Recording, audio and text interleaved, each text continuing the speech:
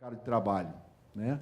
Então, é esse sentido que a faixa vem criando uma cultura e já tem uma tradição histórica, não só no mercado dos veículos de comunicação, como direito e outros cursos agora, como também no campo do pensamento, né? Nós temos vários profissionais de mercado que ocupam cargos importantes na questão da própria universidade, né? Como vice-reitoria da Unirio e outros cargos importantes no pensamento. Então, esse viés da teoria e da prática faz o sentido de Avenida de Duas Mãos em um sentido revolucionário. É com esse sentido que eu queria também agradecer a todos vocês, alunos, que são os nossos protagonistas principais da existência da faculdade. Agradecer aos nossos professores presentes aqui, como a Adriana e o Gabriel Gutierrez, né? A Giovana, a Adriana também está lá, que é professora, não é da casa, mas é professora universitária. A Giovana está aqui, o Gabriel está ali.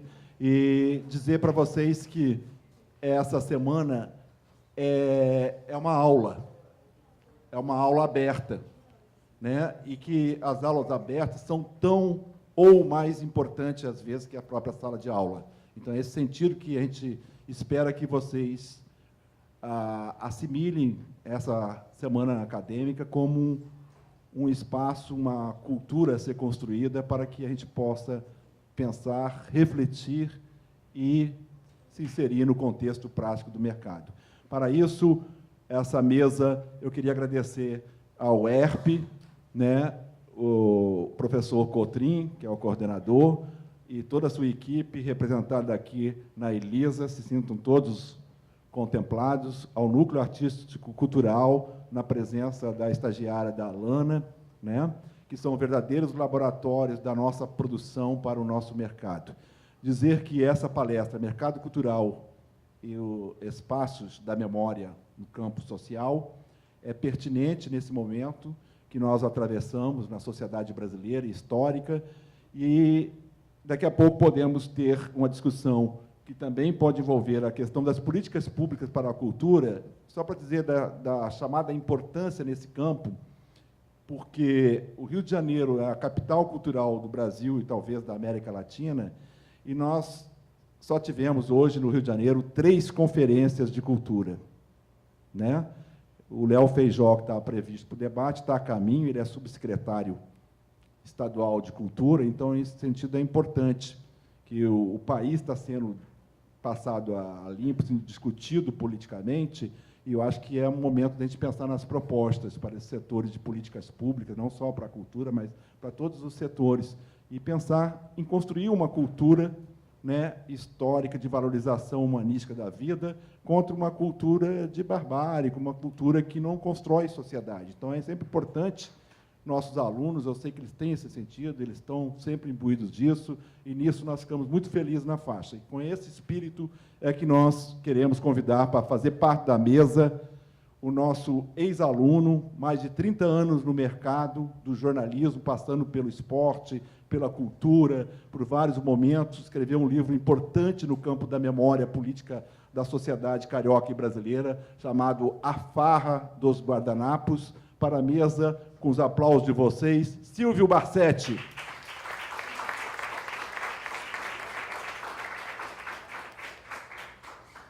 Queria também, para compor a mesa, também não menos importante, da mesmo gabarito, da altura, também nosso ex-aluno, que depois teve incursão também por universidade pública, hoje mestrando, praticamente defendendo, mestre em comunicação pela Universidade de Paris, Clay Valverde, da faixa para a Sorbonne. Isso aí, viram a importância da nossa tradição.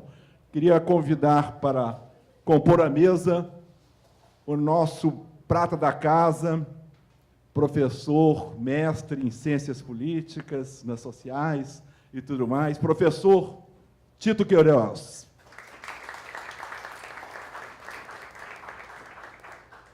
Queria convidar a professora doutora em comunicação pela UERJ para mediar esse debate, professora aguerrida e que vai representar as mulheres na mesa, por isso que ela vai fazer 2 ou 3 ou 4 personagens para ficar equivalente e ter a proporcionalidade na mesa. Nesse momento, a defesa das mulheres, a professora Maria Helena do Carmo. Maravilha.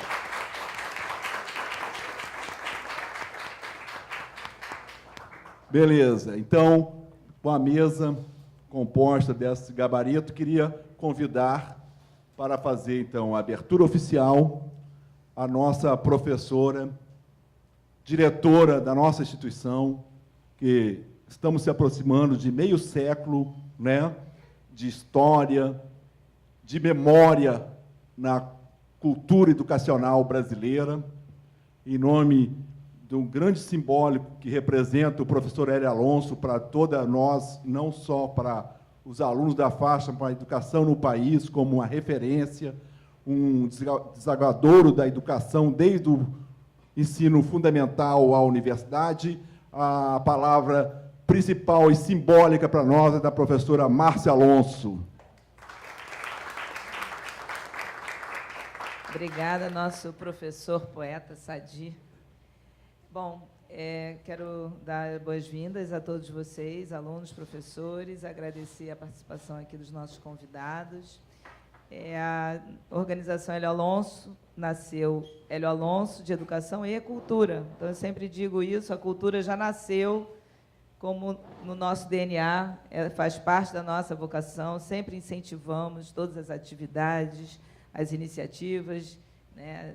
Tivemos nosso saudoso Heleno, Sadi vem carregando aqui essa bandeira, mas ela está presente em todas as atividades aqui, as disciplinas, nós temos disciplinas também específicas relacionadas à cultura, e como tema dessa semana acadêmica é o mercado de trabalho, novos caminhos, novas possibilidades, é muito importante que vocês vejam essa área, setor cultural, como uma enorme possibilidade. O Rio de Janeiro tem uma vocação natural para a indústria criativa, para a cultura, para o esporte, para a área de eventos. Então, eu acho que essa palestra vai ser muito importante para vocês olharem como uma nova possibilidade aí para vocês encontrarem um caminho para a profissão de vocês, tá?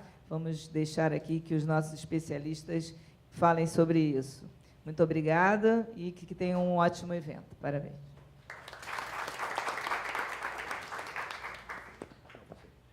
Então, a professora Maria Helena, que vai mediar a mesa, ela vai conduzir os trabalhos. Maria Helena, com você. Bom dia a todos. Eu quero começar agradecendo ao Sadi pelo convite carinhoso de compor essa mesa. Eu sou formada em Relações Públicas e eu sempre trabalhei, sempre estudei cultura e cidade, então, para mim, é muito bacana ter sido convidada para estar aqui com vocês. A gente combinou, eu e o Sadi, que primeiro os nossos convidados externos, né, vão começar a compartilhar um pouquinho sobre a visão deles sobre memória cultural e o impacto na cidade, é importante a gente frisar isso. Depois, eu e Tito vamos aqui fazer a nossa fala. Então, eu vou começar, Silvio, vou começar com você, tá? Responsabilidade? Isso, você vai abrir aqui, gloriosamente, a essa mesa. Bom dia a todos. Estudei aqui na faixa de 84 a 88, quer dizer, ninguém era nascido aqui, pelo menos da boa parte, né? Só o pessoal da mesa aqui, talvez da primeira fileira ali.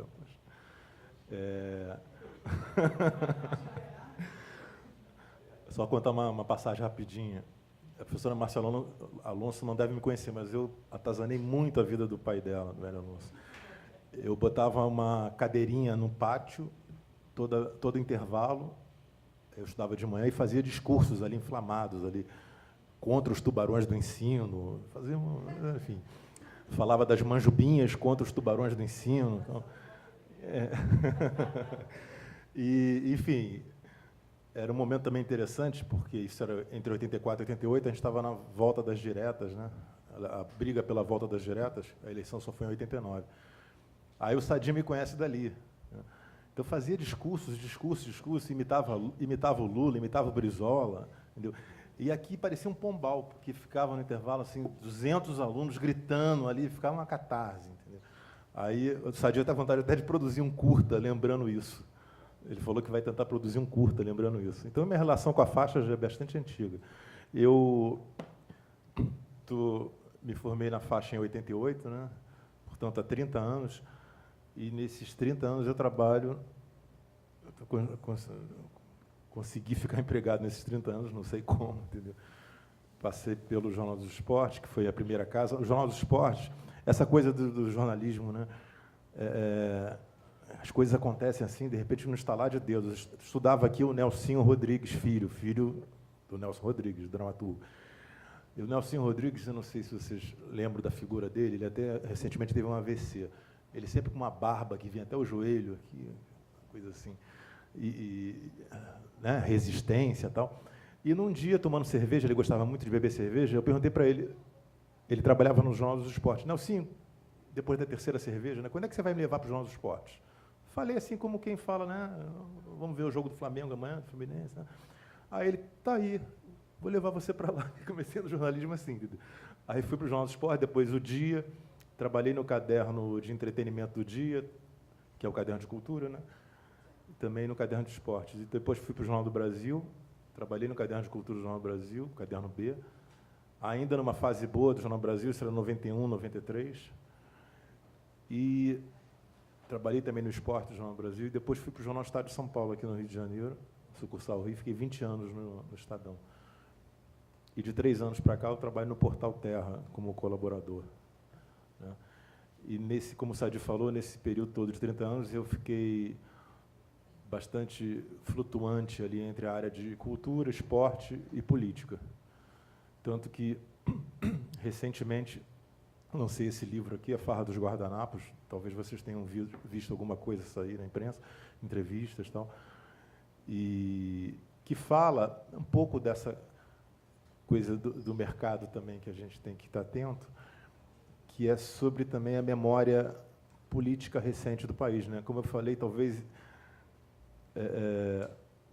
muitos daqui não lembrem exatamente o que aconteceu, mas esse episódio aqui se deu em 2009. 2009 é que talvez a maioria fosse criança ou pré-adolescente, né? Mas 2009, para quem tem mais de 50 anos, parece que foi ontem, né, Sadi? Foi ontem. E como é importante essa questão da memória. Memória é cultura, né?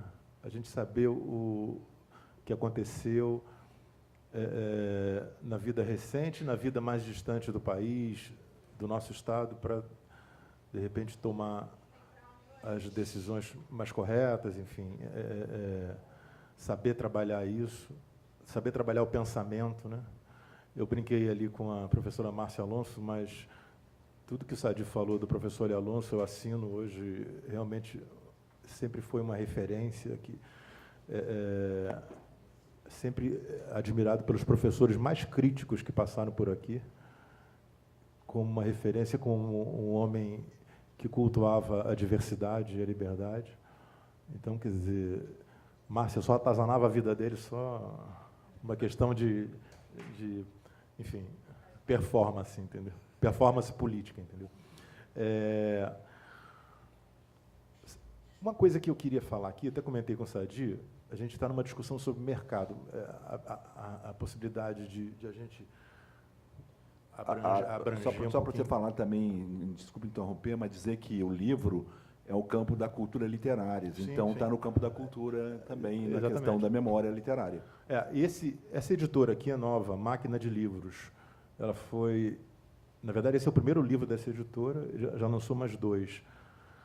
Essa editora, ela é de 2 jornalistas, Luiz André Alzer, que foi professor aqui, se não me engano, e Bruno Tis, que são 2 jornalistas bem conhecidos aqui no Rio de Janeiro. E eles abriram essa editora dispostos a publicar livros de não ficção. Podem ser de reportagem, de oportunidade, biografia. Então. Aí, assim, não deixa de ser um mercado para todos nós. Mas, espera aí. Na verdade, esse livro que eu escrevi aqui, na verdade, é uma grande matéria no sentido de tamanho, né? Uma matéria dominical. Imagine uma matéria dominical no Globo, no Jornal do Brasil, na Folha e tal, que conta um episódio. Eu multipliquei por 20 e saiu um livro, entendeu? E pode ser, por que não, um caminho para todos nós aqui, entendeu? A gente tem que abrir os horizontes e pensar sempre na alternativa próxima, né, para lidar com o mercado, né, nessa dia. E o Sadi pediu para falar um pouquinho, como tem, isso aqui realmente, a gente trata de produção cultural também nisso, com o lançamento de um livro, para falar um pouquinho dessa produção, né? Eu não sei se vocês estão lembrados, mas esse episódio aqui, a Farra dos Guardanapos, que veio agora a público de novo por causa da eleição, né, foi uma festa em Paris, em setembro de 2009, com Sérgio Cabral e os secretários dele. E essa festa foi numa mansão lá em Paris, na Champs-Élysées. Foram mais ou menos 150 convidados. E no final da festa tinha um monte de gente com guardanapo na cabeça dançando em cima da mesa. E era um dos homens mais poderosos do Rio de Janeiro, já pré-candidatos até à presidência da República. O Sérgio Cabral, vocês devem lembrar, na época, já era cotado para ser presidente da República, já aparecia nas primeiras pesquisas. Entendeu? Aí eu conto como é que se deu essa história aqui, né? Entrevistando pessoas que estiveram na festa. Não deu para entrevistar essas pessoas de guardanapo, porque a metade está presa, entendeu? Foi uma dificuldade grande. Mas tem uma outra parcela que está solta. E aí eu consegui entrevistar as pessoas, formatando esse livro, que eu fiquei até agradecido, porque eu trabalhei 20 anos no Jornal do Estado de São Paulo, então eu sei como é que é a relação do Jornal do Estado de São Paulo com a Folha de São Paulo. É uma relação assim, de uma rivalidade, tipo Fla-Flu, Fla-Vasco, e por aí vai. E como tem hoje da Globo com a Record. É uma rivalidade assim, de um querer passar o outro para trás. Aí, quando eu vi na Folha de São Paulo uma crítica favorável ao livro, eu fiquei surpreso, assim. A Folha de São Paulo, que tem uma fama de mal-humorada, dá uma crítica favorável, fiquei satisfeito, né? Que alguma coisa está errada. E aí saiu também crítica no Globo, no Jornal do Brasil, no próprio Estadão, onde eu trabalhei. Aliás, aqui eu vou confessar a vocês, eu estou processando o Estadão. Trabalhei 20 anos, mas estou processando o Estadão por causa de hora extra. Porque eu trabalhava 10 horas por dia e só ganhava o equivalente a 5 horas por dia de trabalho. Estou processando. Aí que existe o seguinte, está processando o jornal, não vai sair nunca teu nome no jornal, a não ser que você cometa um crime, né? Mate alguém, tal, ou atropele alguém. Quer dizer, alguma coisa positiva, publicando um livro, fazendo alguma coisa positiva, não vai sair nunca. Então, ficou uma coisa assim, sai ou não sai, a crítica do livro no Estadão. Alguns defendiam que saísse, tipo, outros defendiam que não saísse. É uma moral da história. Me disseram, manda o livro para não sei quem, para não sei quem, para não sei quem. Mandei 7 livros. A editora mandou 7 livros. Depois a editora reclamou comigo, Silvio, prejuízo, 7 livros, não saiu nada. Por fim, um editorialista lá da página 2, que está acima de qualquer... Enfim, ele não tem censura, o Carlos Alberto de Franco, ele leu o livro, gostou, fez meia página do livro, e favorável também. Então, valeu a pena ter saído isso também.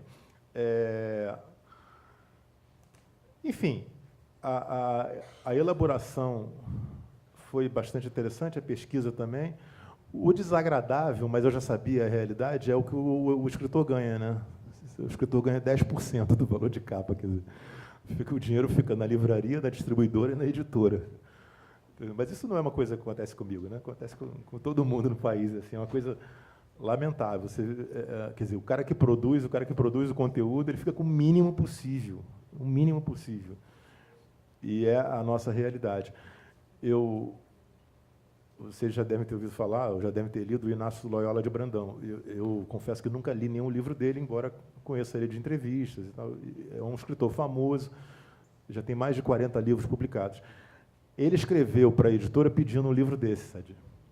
Dizendo que não achava um livro em lugar nenhum, então ele mora em São Paulo.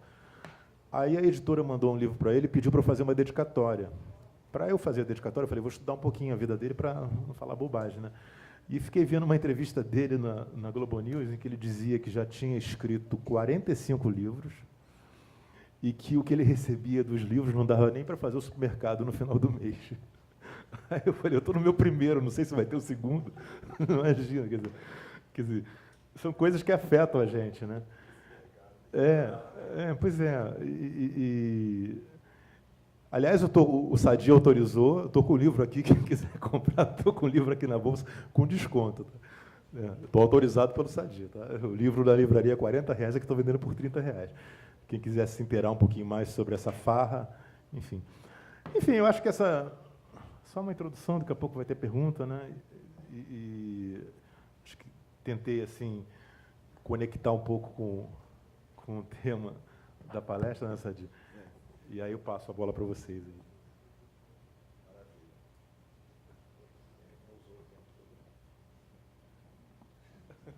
Tem um minuto ainda. Não, porque a gente tinha combinado que ia ser 15 minutos, é a coisa mais rara é o palestrante fazer em 15 minutos, imagina 1 minuto a menos, né? Quase assim.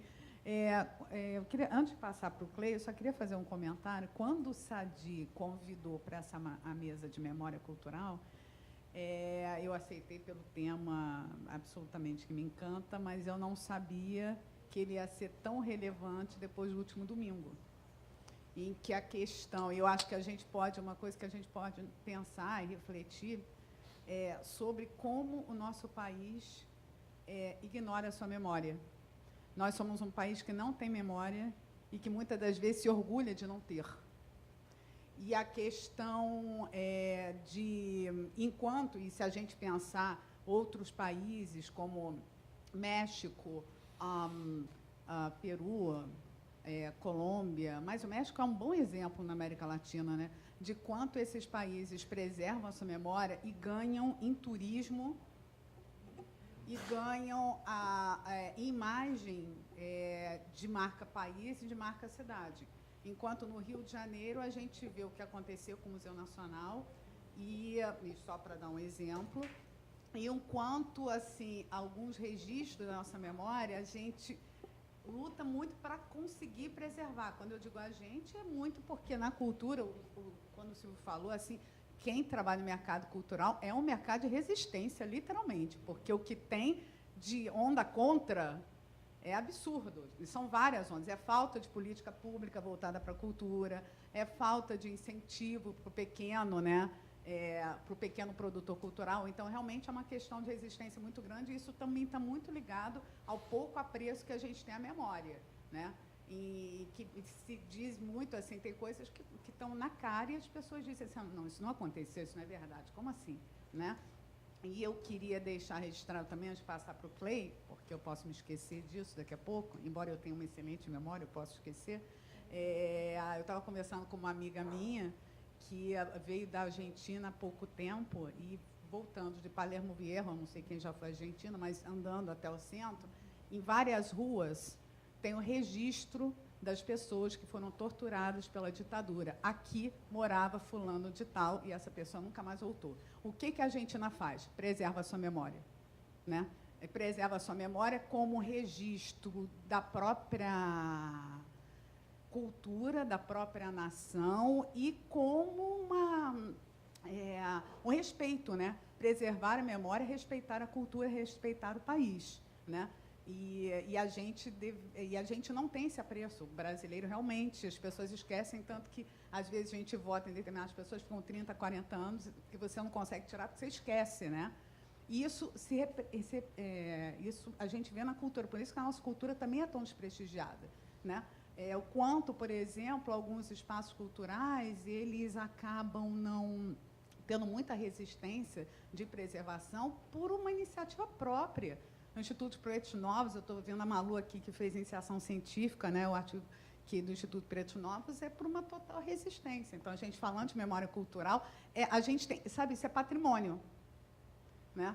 E o quanto determinados países cuidam desse patrimônio, o quanto a gente simplesmente deixa ele se acabar e virar ruína, né? Enfim, eu vou passar depois disso, que eu me emocionei na hora de... Eu queria falar isso antes que eu esquecesse. Vou passar isso para o Clay Valverde, que vai abrir aqui uma apresentação para a gente. Tá, 15 minutinhos, tá, Clay, por favor. E que na França e na Itália também, na Europa também tem essa preservação forte da memória. Pode ser 16 minutos a apresentação dele, cedo 1 minuto.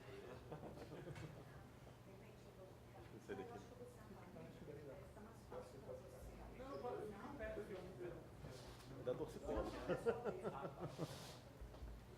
Está trabalhando aí?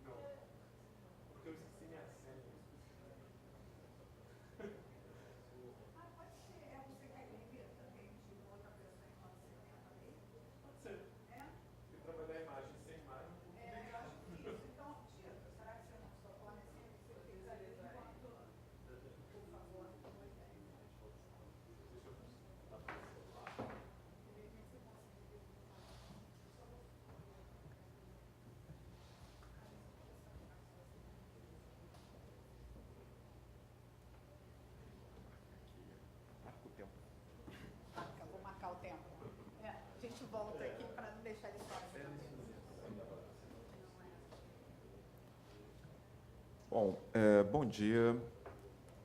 Como era uma memória sobre uma palestra sobre memória cultural e até recentemente, né, impactado pela tragédia do Museu Nacional, eu resolvi justamente direcionar minha comunicação para o tema museus, né? Mas por que esse tema, né? Até a Maria Helena acabou de falar que esse país não tem memória, né? A gente tem essa impressão.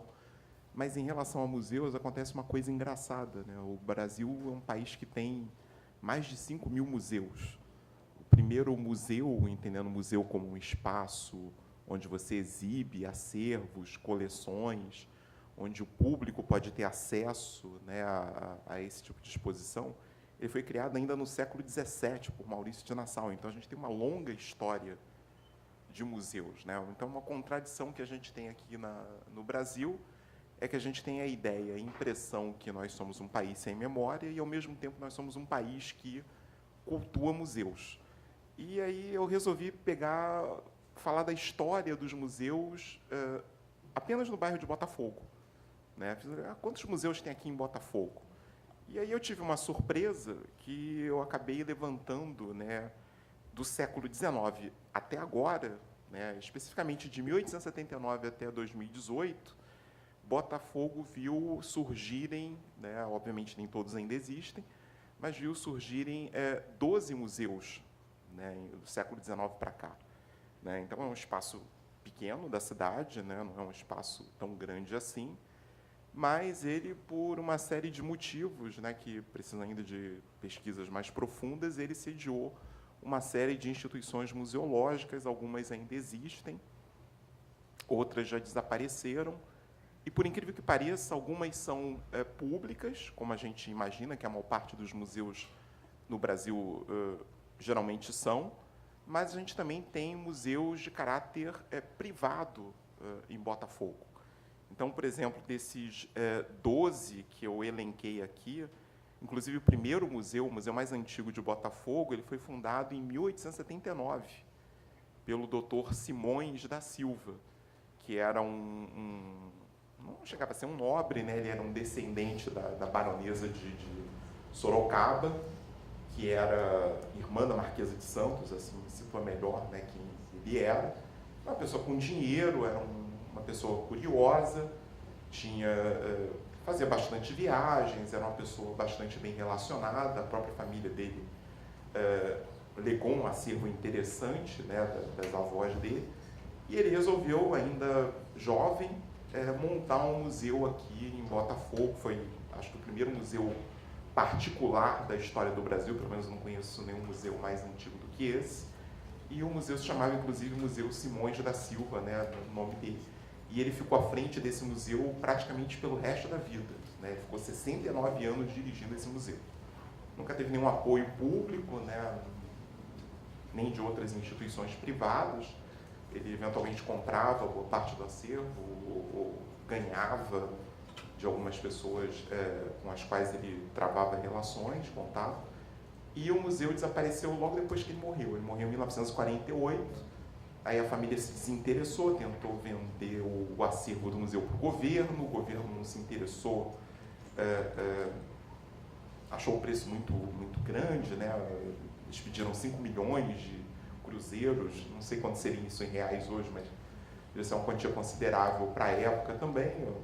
Acabaram leiloando o acervo do museu e, inclusive, parte desse acervo, muitos foram para coleções privadas, alguns saíram do Brasil e alguns faziam até parte do Museu da Quinta, né? Por exemplo, a múmia inca que tinha lá e as cabeças reduzidas dos Rivarovambisa, que é uma tribo que tem a característica de reduzir as cabeças dos inimigos, que tinham lá, eu acredito que eram do acervo do Museu Simões da Silva daqui, que acabaram pegando fogo do mesmo jeito com o incêndio, né, com a tragédia do Museu Nacional. Então, Botafogo tem uma história interessante com museus, que começa no século XIX, né, com esse museu interessantíssimo e pouquíssimo conhecido, que é o Museu Simões da Silva, e ao longo do século XX a gente vai ver, né, mesmo no século XXI, né, eu considero a Casa Firjan, que foi inaugurada 2 meses atrás, né, o mais novo exemplo de museu aqui em Botafogo. Então tem uma longa história, Botafogo, com essa coisa dos museus. Começou primeiro com o Simões da Silva, depois em 1930 a gente vai ter o segundo museu, que é a Casa de Rui Barbosa, que existe até os dias de hoje, né, um museu público também, uma fundação ligada ao governo federal. Depois a gente vai ter, só em 1978, a gente vai ter o Museu do Índio, que foi transferido, ele ficava ali do lado do Maracanã e foi criado nos anos 50 e foi transferido para cá no final dos anos 70. Ele ainda existe, está fechado no momento, mas é uma questão de obras, deve abrir recentemente. Depois a gente tem o Museu dos Teatros, que veio para cá também no início da década de 80. Esse museu fica perto do cemitério São João Batista. Mas depois do ano 2000, esse museu fechou e não abriu mais. Tá? Quase 20 anos fechado. É um museu público também, administrado pelo Estado do Rio de Janeiro, pela Fundação de Artes do Rio de Janeiro, a FUNARJ, mas também, desde então, se encontra fechado. Tínhamos aqui também, um outro museu privado, não chegava a ser um museu, mas era uma galeria, era um espaço muito agitado. Talvez as pessoas mais velhas aqui lembrem, inclusive quem estudou aqui na faixa, né? Que era a Galeria do Centro Empresarial Rio, aqui no edifício Argentino, que era um lugar muito legal, tinha uns eventos muito legais aqui, mas funcionou durante 10 anos, de 87 até 97, depois também fechou. Não entendo porquê, não sei o que aconteceu. Tivemos depois, em 86 o Museu Vila Lobos, que também ainda existe, embora seja pouquíssimo conhecido, né, pouco visitado, mas ainda está lá, tem um acervo muito específico ligado a Vila Lobos, mas está lá ali, bacaninha, funcionando até o momento, é um museu público também, ligado ao governo federal. Tivemos também aqui perto, né, a atravessão da rua ali na jornalista Orlando Dantas, entre 1986, 87 e 93, o Museu do Gás, que a gente tinha um gasômetro aqui perto, né, ali na Orlando Dantas, eles resolveram fazer um Museu do Gás. Era um museu ligado à empresa pública, que era a Companhia Estadual de Gás, mas quando a empresa foi privatizada em 1997, hoje a empresa pertence a um grupo europeu, o que aconteceu foi que o museu foi simplesmente fechado, ele já não estava mais aqui em Botafogo, tinha sido transferido lá para o centro, e o acervo dele desapareceu, né? Foi inclusive desviado, teve gente que viu o acervo do museu sendo vendido na feirinha da Praça 15, né? Então uma história meio nebulosa, né? Um museu que começou com o público e aí a empresa foi privatizada e ele desapareceu também. Temos um pouco depois, 1994, a Pinacotec Artes, né, que é um espaço também de exposições ligados a uma editora, né, seria um museu privado também. A Pinacotec é muito interessante, ela promove exposições e para financiar essas exposições ela vende publicações ligadas a essas exposições. Então é uma forma de gestão interessante, né, de um museu que ele, né, não funciona sempre, né, ele está aberto para exposições pré-determinadas, mas justamente a fonte de financiamento dele é a própria exposição, que se torna um livro e isso reverte para manter o espaço aberto, né, está funcionando até os dias de hoje. Um pouco depois, em 95, a gente tem a Casa da Ciência, da UFRJ, que também funciona, já nos limites de Botafogo, atrás do Canecão, ali naquela área que foi próxima ao Canecão, né, que é um espaço dedicado ao ensino das ciências, né, da pedagogia. Tivemos, em 1997, um pequeno museu ligado à prefeitura que existiu durante alguns anos, de 97 até 2010, aproximadamente, que era o Centro de Arquitetura e Urbanismo, quase em frente à Casa de Rui Barbosa, onde era o antigo Colégio Jacobino. Infelizmente, também não sei porque a prefeitura não deu continuidade, era um espaço muito interessante, público, que acabou sendo fechado. Hoje está lá o espaço e eles não aproveitam para nada, eventualmente tem algum evento sendo realizado ali. Em 2013, a gente teve uma grande instituição museológica de origem suíça que se estabeleceu aqui em Botafogo, foi a Casa Dados, mas infelizmente também eu não entendo muito bem porque ela só funcionou durante 2 anos. Era ótimo, era maravilhoso o espaço, muito legal, mas não sei o que houve. Ela fechou em 2015, o espaço virou uma escola, né, uma antiga instituição de caridade, virou museu e agora virou escola. E em 2018, finalmente, para fechar essa lista, a gente tem a Casa Firjan, que foi recém-inaugurada. Quem ainda não visitou deve vir. É um espaço ótimo, maravilhoso, né, que deve ser prestigiado, e também uma instituição privada, já que é ligado à Federação das Indústrias do Estado do Rio de Janeiro. Então, essa questão é interessante, né? A gente acha que a gente não tem memória, mas olha só, em Botafogo, apenas esse recorte aqui de bairro, olha quantas instituições a gente tem em 100 e poucos anos de história. Né? Então, é bastante interessante. 140 anos de história, 12 instituições museológicas se estabelecerem em Botafogo, algumas públicas, outras privadas. Né? Algumas ainda existem, a Casa de Rui Barbosa é mais antiga, né? Está funcionando desde 1930.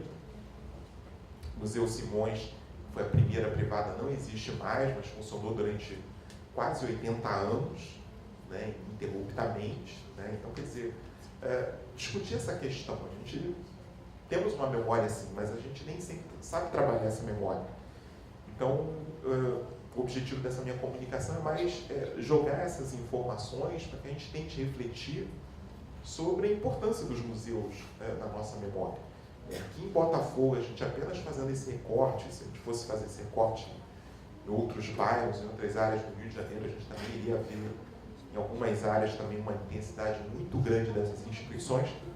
Por que elas existem? Né? Por que muitas delas não duraram? Né?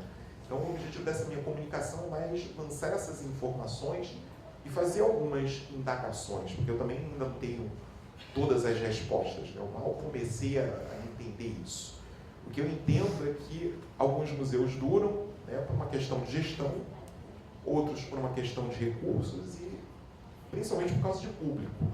Né? Mas a gente tem que ver onde essa equação ela é importante, onde ela é determinante para entender por que algumas dessas instituições sobrevivem ou não. Da minha questão não é do museu ser privado ou público. Tá? Tem instituições privadas, né, que existiram durante muito tempo, algumas ainda existem, assim como a gente tem instituições públicas que hoje estão fechadas, ou outras que, apesar de terem sido públicas, foram extintas. Então a gente também tem que refletir, né, qual é a lógica do museu. Né? O que faz uma instituição de memória funcionar, importante como museu, continuar ou deixar de funcionar. Então tem uma série de questões e justamente trabalhar com Botafogo como um espaço de constituição de museus pode nos ajudar a entender, a refletir um pouco sobre essa questão. Entender até por que o Museu Nacional, que hoje tão lamentavelmente desapareceu, como é que ele chegou a esse ponto? Então a gente ainda tem que repensar essa questão da memória e o museu como um espaço de memória para que a gente possa até pensar numa política pública, né, que seja viável a partir daí. Usar os museus como, né, os museus, no caso aqui de Botafogo, como uma forma da gente poder refletir sobre a importância dessa questão para a memória brasileira. A gente tem museu. O problema é a manutenção desses museus. O brasileiro gosta de museu, menos de criar museu. A história de Botafogo reflete isso. Mas manter o museu, a continuidade do museu há um tempo é que realmente é a questão complicada que talvez a gente ainda não tenha sabido muito bem responder. Eu só posso fazer uma partezinha aqui rapidinho, só para acrescentar aí, Tito, uma coisa que nós temos alunos de cinema aqui, minha turma está aqui também, que teve um que desapareceu, que foi o Templo Glauber, que quem mantinha era a Lúcia, né, a ex-esposa da Glauber, e o nosso ex-aluno, o Eric Rocha, que foi aluno nosso aqui, que é cineasta. E também uma coisa importante, que é uma pergunta que não precisa vocês responderem. Quantos de vocês já frequentaram aqui em Botafogo, além da faixa, esses museus? Então é porque, eu me lembrei porque um grande letrista da MPB chamado Abel Silva, outro dia eu encontrei ele lá na Confeitaria Colombo. E aí ele falou assim, pô, Sadi, que bom que você vem aqui. Eu falei, não, toda vez que eu venho à cidade, eu tento vir aqui. Se eu não vier aqui, eu fico chateado, entre outros lugares do centro. Por quê? Os lugares só vão existir se a gente frequentar. Entendeu? Senão depois a gente frequenta na lamentação. Mas eu também não acho que é ruim lamentar e criticar que desapareça. Mas é importante que a gente faça dos museus, como diz o Mário Chagas, que não está aqui, um espaço vivo, né? E isso que o Tito falou é importante, porque ele traz uma relação só de um bairro carioca. E aí também a gente pode refletir questões de acessibilidade, de descentralização dos espaços para ter inclusão social, né? Para não ter uma hegemonia cultural, porque os bairros do subúrbio, da Zona Norte, às vezes ficam em detrimento os espaços culturais. E isso que ele só falou dos museus. Você imagina os cinemas de Botafogo, né? Os teatros que desapareceram são mais presentes. E por último, para não se meter tanto, eu queria dizer para vocês que essa questão da memória social nossa é muito complicada, inclusive no plano da cultura. Por exemplo, o Museu do Folclore, que é aqui ligado ao Catete, que você conhece bem, ele tem menos peça do folclore brasileiro, da cultura popular, do que a Casa do Pontal. Quer dizer que todos nós brasileiros juntos não conseguimos fazer um acervo maior que um franco-alemão que veio para o Brasil. Lamentável, né, a nossa história nesse sentido. Então, quer dizer, não é por falta de espaço, né? É por falta de vontade política da população, não digo dos políticos somente não, porque eles existem em função da gente. Então, esse momento é importante para a nossa reflexão até na hora do voto, porque nós somos cúmplices desses políticos também. Então, é importante a gente pensar nisso, né? E só para justificar mais aí, que a cultura popular é o único lugar que nós não somos colônia. Então, se a gente não preservar e não tiver o nosso acervo, nós também seremos colônia nessa, porque aqui na moda eu estou americanizado, e não tenho nada contra a cultura norte-americana, que é maravilhosa também, né? Eu tenho contra as políticas, né, perversas da indústria cultural, isso sim. Me emocionou, Sadi. Não, mas eu acho ótimo. Assim, eu acho que a gente também tem que fazer as intervenções enquanto a coisa está bem... Não, e o Tito, a gente estava conversando antes, quando ele falou da quantidade de museus que só Botafogo tinha, eu fiquei imaginando assim, quantos museus, que a concentração de museus e casas de cultura não há a menor dúvida na região central-sul. Isso não há a menor dúvida, né? Aqui tem São Cristóvão, mas é quase um grande centro, assim, então, tinha, né? O grande museu. Na verdade, o Museu Nacional era o museu mais visitado da classe C e D. Isso também é uma coisa boa para pensar, porque a maior parte dos museus, muitos museus são... Parece que é chique você ir a determinados museus. Os museus, de uma certa maneira, eles retratam uma cultura, né? Estão naqueles prédios maravilhosos, suntuosos. Então, tem toda uma questão de uma hegemonia política, cultural, que está ali.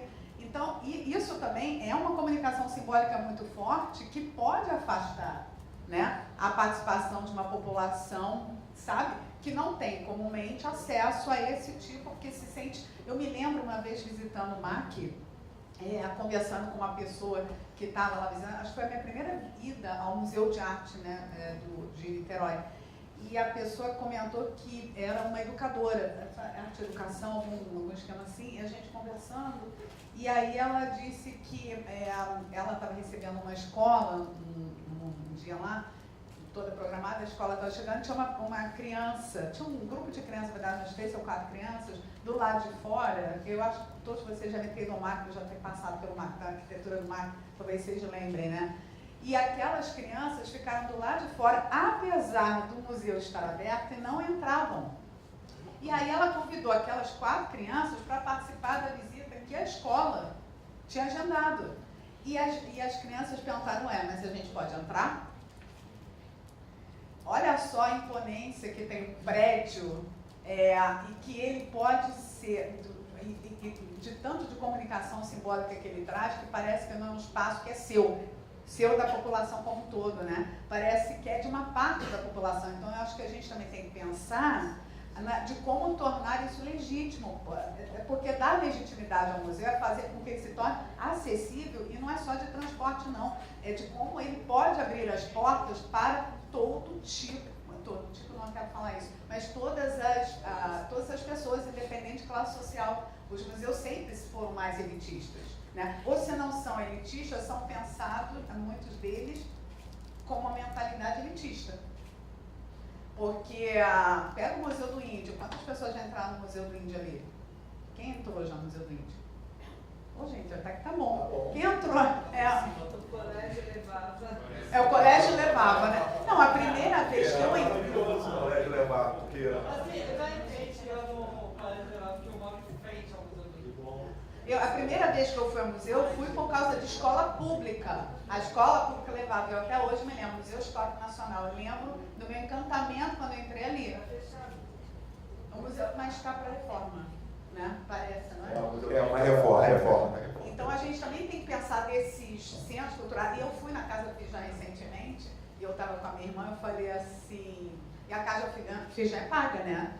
Depois, agora em outubro, R$10, que é uma coisa. A minha irmã falou assim, poxa, mas a casa... Mas acho que quarta-feira é de graça. Exatamente. A Casa Fijã paga R$10. Eu falei assim, mas você tem que ter um limitador, você quando cobra ingresso, você já seleciona?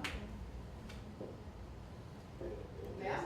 E aí, tudo bem que eu entendo que ali a gente está falando de um espaço privado. É claro que eu entendo que a casa Roberto Marinho também, mas eu estou falando assim, e se bobear, tem gente que vai pagar para ir na Casa Fijã, na Casa Roberto Marinho, mas não pagaria para entrar no Museu de Petrópolis. Aliás, de Petrópolis, estou exemplo, não é um bom exemplo não, porque ele é um dos mais visitados, né? O museu mais visitado do Brasil hoje não fala de memória, é o Museu da Manhã. Inclusive porque ali é o ponto das questões afrodescendentes, né? Ali é o... Entendeu? Então é para a gente ver que ter os museus não significa dizer que há uma valorização da memória, que às vezes pode ser só uma questão simbólica. Tanto que o Tito fez ele falou, o primeiro museu foi particular. Quando você coloca o nome no museu, você não sei se a pessoa está pensando exatamente de como da representatividade social que aquele museu pode ter, mas quando você coloca o nome, você está muito mais divulgando o nome da pessoa do que o que está lá dentro. Embora a Casa Roberto Marinho seja linda, vale arquitetonicamente e vale todo. Entendem como é? Então a gente também tem que pensar isso. Que lugar é esse no museu? E por que nunca foi feita uma política de fato de acesso e que passe pela comunicação? Já que o subsecretário de Cultura do Estado não veio, a gente faz aqui, desculpa, que o Clay é nosso convidado, a gente faz a política de inclusão e faz as vezes do subsecretário, que é nosso amigo legal, bacana, e professor do curso de pós-graduação nosso, o Léo Feijó. Queria agradecer mais uma vez o professor Cotrim, né, coordenador do ERP, o Rafael que está aqui, são professores, e queria só para o Clay mesmo passar, dizer o seguinte, que a França, que tem uma política maravilhosa de museus, e o Clay vive lá, e a gente frequenta esse museu lá e o mundo inteiro frequenta, foi beneficiado pela privatização do gás, né, junto com os espanhóis, e acabou com o museu aqui no Brasil. Olha que questão. Então, a questão importante das políticas públicas, lá em Niterói, já que foi citado tanto o MAC, tem o futuro Museu do Cinema, que não virou Museu de Cinema, que é a Reserva Cultural, que é maravilhosa, que é um espaço público, foi construído com dinheiro público, com milhões de dinheiro público. Só que hoje, para a escola pública de Niterói frequentar o espaço público, tem que pagar para entrar lá. Não há nenhuma política, não foi colocado na concessão pública do edital, nenhuma forma de beneficiar o ensino fundamental de Niterói, as escolas públicas, para frequentar um filme de graça lá. Quer dizer, é a privatização do público. Olha, o espaço público privatizado no campo da cultura. Se outros setores talvez seja importante a privatização, a cultura eu não vejo dessa forma. Porque a cultura é o melhor caminho para a gente construir uma sociedade. Porque não adianta a gente acabar com um golpe, se não acabar com a cultura de golpe. Então a gente tem, o problema é cultural. E acho que isso a memória faz sentido. Aí, falando agora de memória, respeito à memória, investimento em memória, e transformar a memória como ativo, né, como ativo importante para turismo e para a economia. Vou passar para o Cleiton Valverde, finalmente. Bom dia a todos. Finalmente agora está funcionando. Nossa, que honra. Tenho, além de toda essa plateia, tem essa banca. A mesa está me vendo. Fico feliz. Obrigado. Bom, sou mestre pela Universidade de Paris, Sorbonne Nouvelle, e o meu trabalho de pesquisa lá é sobre o poder da imagem. E aí a gente vai trabalhar um pouquinho aqui sobre como é que essa imagem se desenvolve na nossa sociedade, ou nos museus, ou na nossa cultura popular, no nosso desenvolvimento antropológico, social e, obviamente, no nosso campo de possibilidades de mercado de trabalho. Bom, isso aqui é só uma apresentação. Vamos para o slide. Nesse slide, eu queria que vocês me dissessem o que vocês estão vendo nele. Não? Não, tá bom. Eu quero que vocês me digam o que vocês estão vendo nesse slide. Mas eu preciso que vocês me digam. Se vocês me disserem, eu não vou conseguir. Nada?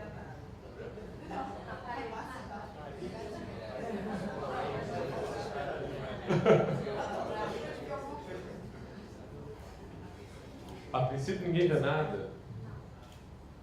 Bom, esse é um slide proposital, um slide preto. E pode ser branco, pode ser de qualquer outra cor. A ideia é para a gente trabalhar aqui a nossa projeção de imagem. Tudo que a gente vê, a gente não está vendo, a gente está projetando.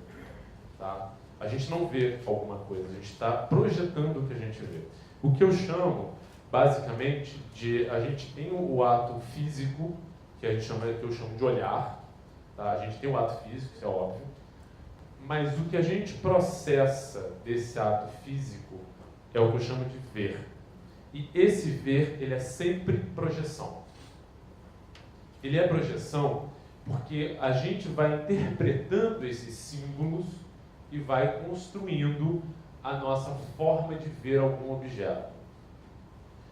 E assim a gente vai para o próximo slide que eu gostaria de trabalhar sobre ele. Esse é um quadro famoso do Museu d'Orsay, em Paris, L'Origine du Monde, do Courbet. E esse é um quadro que ele traz uma projeção de imagem muito forte. Eu fiz um paralelo nele, na última palestra, sobre a questão da nudez no museu. Enquanto na Europa a nudez é tida como habitual, aqui a gente está começando a trabalhar essa nudez como algo inabitual. E aí eu me pergunto, como é que as pessoas são?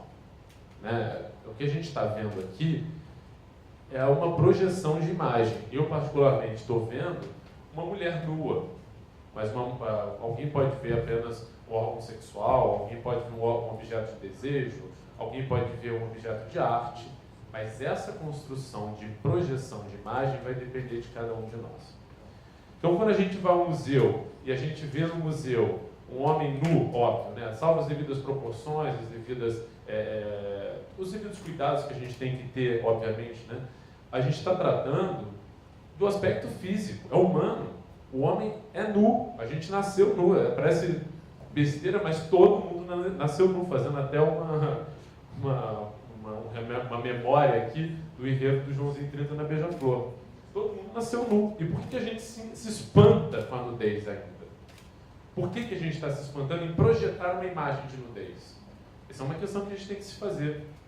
Enquanto na França, esse é um quadro que está no d'Orsay, que é muito visto, é o segundo museu mais visitado de Paris, se eu não estiver errado pelos números, porque em Paris nós temos 3 principais museus. O Louvre, que obviamente é o maior e o mais visitado, o d'Orsay, que é principalmente de arte impressionista e expressionista, e o Pompidou, Georges Pompidou, que é de arte contemporânea.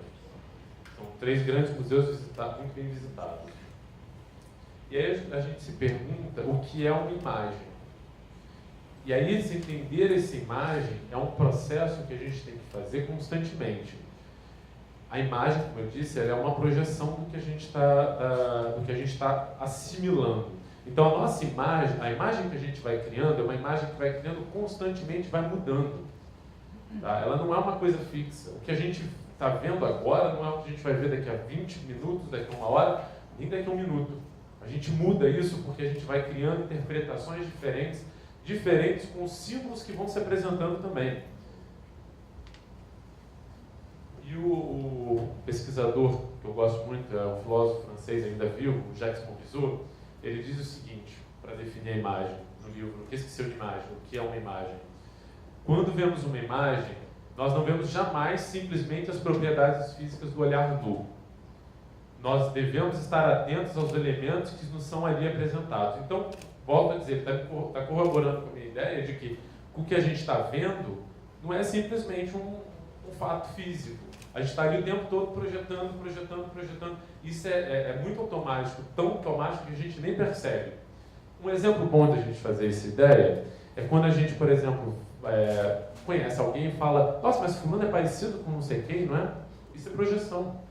Quando a gente vai ao museu, nossa, mas isso me lembra não sei o quê. Isso é projeção. Isso acontece constantemente. E aí, desconstruir esse olhar também é difícil. É um processo complicado. Eu tive agora em janeiro na Índia, e por mais que a gente tenha contato com a cultura indiana, de alguma forma, é uma cultura diferente, muito rica. É diferente quando você vê a cultura indiana no Brasil e quando você vê a cultura indiana na Índia. E eu fui ao museu lá,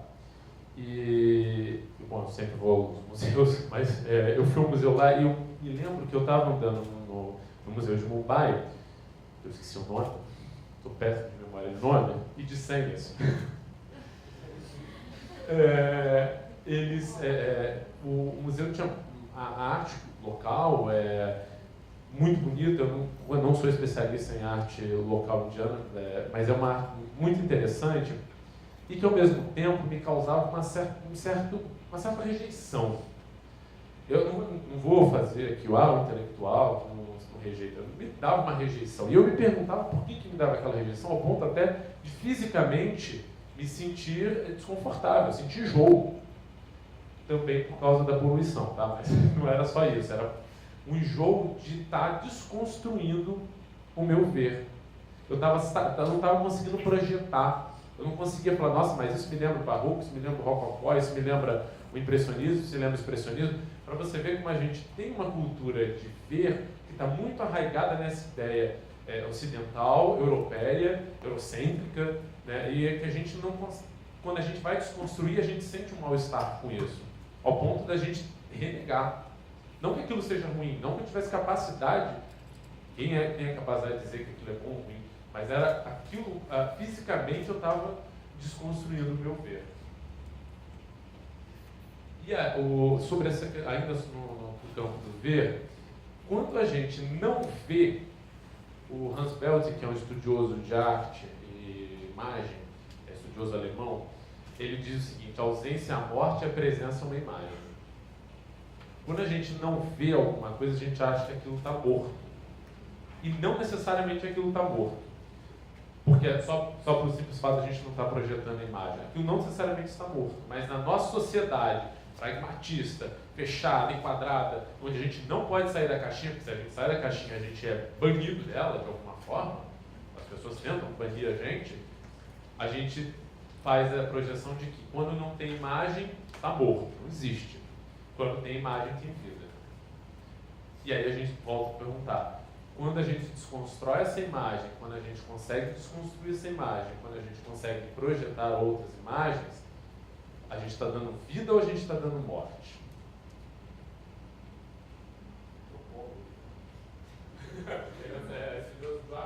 Estudioso de antropólogo. E aí, o que é esse julgamento? Né? Como é que a gente constrói esse julgamento do olhar? Vou direto para a resposta, para ser mais rápido. A minha orientadora de pesquisa, Marie-Dominique Coquelin, uma filósofa francesa, ela diz o seguinte no livro dela, O que faz a arte, que faz a arte. Não tem tradução em português, mas vou tentar fazer a tradução dele para vir para o Brasil, porque é um livro pequeno, mas muito interessante.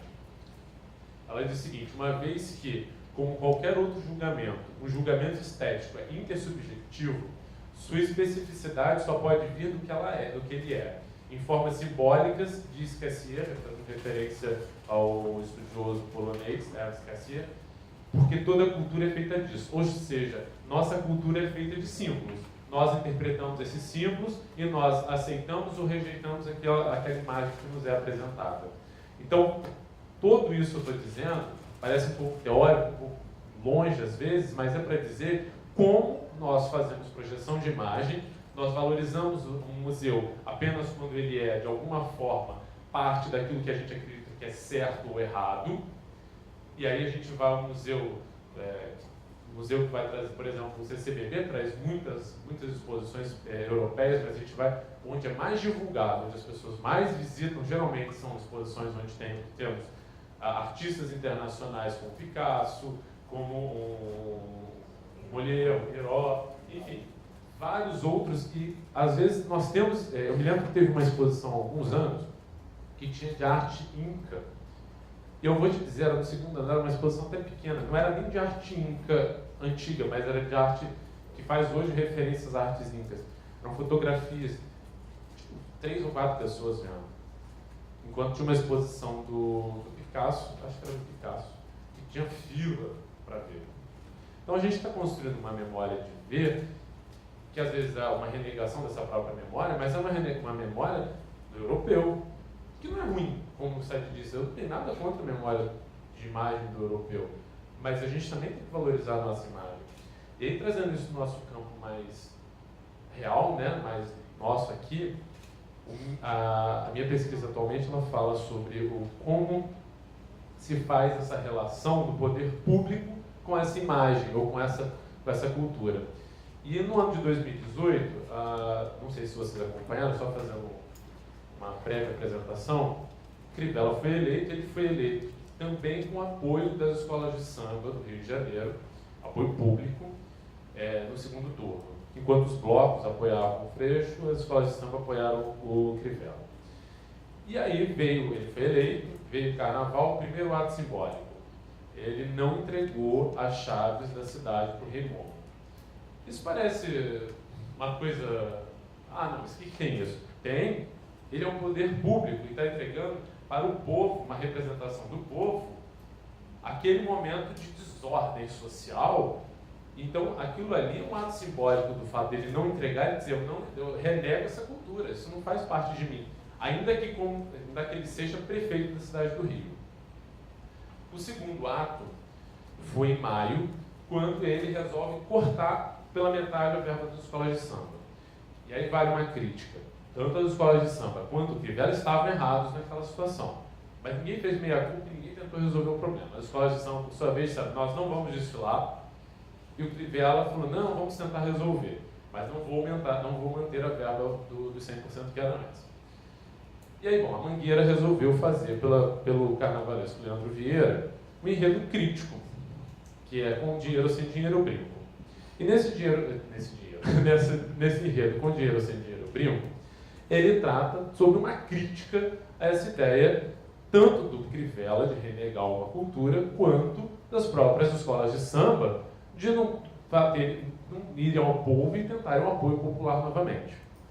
E dentro do desfile, bom, temos milhões de imagens que se formam no desfile, essa imagem ela me chama muita atenção. Por que essa imagem me chama muita atenção? Primeiro, que tratando sobre nossa cultura popular, né, que o atual poder público do Rio renega, né, ele traz, primeiro, a Isabelita dos Patins, não sei se vocês conhecem, mas foi ela está viva ainda? Não sei. Ela está viva? Traz ela na lateral em escultura, não dá para a gente dar o foco, mas ela traz ali escultura, representando a própria transgressão ou transexualidade do carnaval. Quer dizer, na transexualidade, no ato sexual, mas falando da transexualidade possível numa transgressão do próprio carnaval.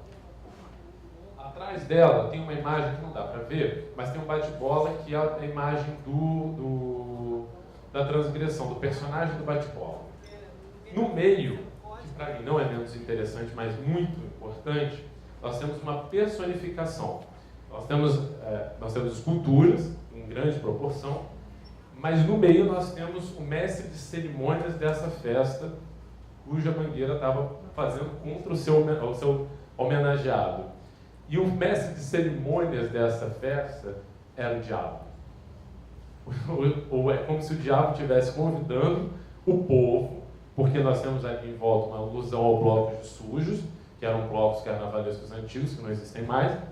Então, você vê o povo ali do lado, o mestre de cerimônias dessa festa é o diabo, que é tantas referências são feitas a ele dentro de algumas vertentes religiosas, muito mais a ele do que a valorização do que eles acreditam do seu lado bom ou ruim. E aí você vê o mestre de cerimônia na festa para chamar o povo para malhar o Judas. E quem é esse Judas? O Judas é o prefeito. Mas ele não é só o Judas prefeito Judas, desculpa. Ele não é só isso. Ele é um boneco. Ele é um boneco do Judas. Porque o malhar o Judas, eu não sei se aqui no Rio é muito comum, já foi mais, né? Você vai na sexta-feira da Paixão, você pega o símbolo daquela sociedade que fez alguma coisa ruim e você vai queimar. Bom, aqui eles não queimaram por uma questão de segurança, mas a ideia é você pegar alguém que fez alguma coisa ruim para aquela comunidade e queima aquilo ali como forma de exacerbar sua raiva, né? E aí você vê que o Crivella ele não vem nem como escultura, nem como personificação, ele vem como boneco. E isso é muito simbólico. Ele é boneco porque ele é uma forma de um poder de se fazer presente no poder público. Ele é manipulado.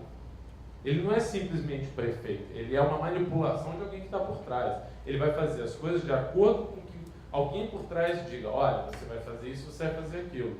Porque, notoriamente, ele é uma pessoa que vai manipular, mas ele não vai manipular pela própria capacidade, ele é uma pessoa manipulada. Então, o Leandro Vieira traz o Crivella como essa forma de manipulação. E aí a gente vai ver, obviamente, várias referências estéticas, que eu não vou entrar se a gente ficar aqui até amanhã, a uma cultura também europeia. Tá? Mas é importante a gente pensar e refletir sobre o que a gente está vendo. Na segunda imagem, também do nosso querido prefeito, olha, já disse até antes, eu não vou escrever outra pesquisa se o governador, não sei, Wilson, sei lá, eu vou ter que aprender, espero não ter que aprender o nome dele. Eu não vou escrever outra pesquisa sobre outro fundamentalista religioso no poder. Acho que eu não tenho mais paciência para isso, não. Mas, fica tranquilo. E aí a gente vê uma outra imagem, que é mais recente, que é do Crivella no Museu Nacional. E essa imagem é interessante, primeiro porque ele traz uma perplexidade da parte dele, que obviamente é falsa. E como a gente pode julgar que ela é falsa? Primeiro, pelos atos dele. Segundo, que pela imagem que está apresentando para a gente, a perplexidade dele é de uma posição de alguém que está olhando, mas é tipo, queimou, e aí? O que eu tenho a ver com isso? Você pode ver, não tem é uma perplexidade falsa, é uma perplexidade que mas e o que ele fez antes para que isso não acontecesse? Né? Por que ele precisava esperar mais um dia para se posicionar? Ele só foi se posicionar depois que o fogo acabou. Pô, pelo amor de Deus, ele é prefeito da cidade. Fosse 3 horas da manhã, tinha a obrigação de chamar a imprensa, eu tenho certeza que a imprensa iria, para se posicionar naquele momento, ainda que estivesse pegando fogo. Nós estamos aqui agindo, organizando. Ele não tem liderança. E como ele não tem liderança, ele volta a ser de novo boneco. A escada mais giros ali não é à toa. Um boneco sempre tem alguém por cima dele, articulando e comandando o que ele tem que fazer. E aí, a Clary Gatinois, do jornal Le Monde, ela fez uma reportagem sobre esse carnaval da Mangueira, sobre como é que a Mangueira e as escolas de samba se manifestaram nessa cultura popular para criticar esse poder público central. Ela diz o seguinte: no Brasil, onde se diz que a festa é o melhor lugar para se falar de coisas sérias, o senhor Crivella terá esse mérito: retribuir a origem do que é o carnaval carioca, diferente do que se transformou nos últimos anos em um show comercial para turistas, resgatando a sua alma, provocativa, cínica e política.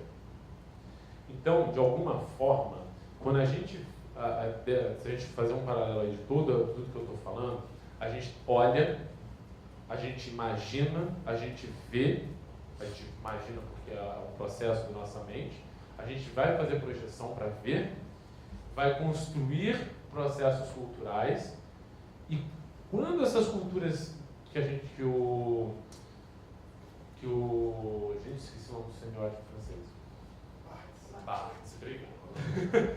Quando Barthes fala sobre cultura central e cultura periférica, e a gente volta falando realmente aí de uma clara luta entre cultura central e cultura periférica, nós também podemos fazer das nossas imagens, ou das nossas culturas periféricas, imagens que podem sim combater essa ideia de aniquilação da cultura periférica ou de protesto, porque a cultura periférica é cultura de resistência.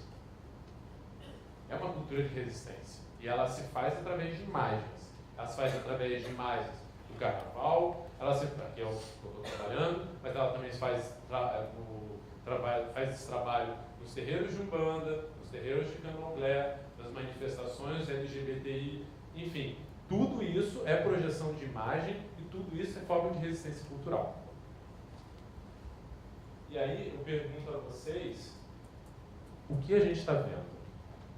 Acho que essa é a pergunta que a gente tem que fazer o tempo todo, constantemente. O que nós estamos vendo? O que nós estamos vendo vai fazer com que nós consigamos entender e interpretar como vamos valorizar a nossa cultura, como a gente vai valorizar o nosso processo de comunicação cultural, como nós vamos nos entender como sociedade e a nossa posição dentro da sociedade. E aí eu volto à pergunta, o que nós estamos vendo? Obrigado.